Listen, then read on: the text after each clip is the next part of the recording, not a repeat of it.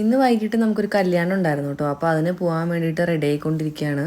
അപ്പോൾ ഞാൻ ആദ്യം തന്നെ റെഡിയായി നിന്നു. അത് കഴിഞ്ഞിട്ടോ എപ്പോഴും മക്കളെ റെഡിയാക്കാറുള്ളത്. അല്ലെങ്കിൽ പിന്നെ മക്കളെ റെഡിയാക്കി അവരുടെ പുറകെയൊക്കെ നടന്നു വരുമ്പോൾ ലാസ്റ്റ് നമുക്ക് റെഡിയാവാൻ സമയമില്ല. അപ്പോൾ അതുകൊണ്ട് എപ്പോഴും ഞാൻ ആദ്യം റെഡിയായി നിൽക്കും. രണ്ടുപേരും ഡ്രസ്സൊക്കെ ചേഞ്ച് ചെയ്ത് കണ്ണൊക്കെ എഴുതി കൊടുത്തു കഴിഞ്ഞിട്ട് പിന്നെ മുടി കെട്ടാൻ വേണ്ടിയിട്ട് നിന്നു. അമ്മു ആണെങ്കിൽ കുഴപ്പമില്ല, റെഡി ആവാനൊക്കെ നല്ലപോലെ നിന്ന് നമ്മുടെ കൂടെ എല്ലാം ചെയ്തൊക്കെ തരും കേട്ടോ.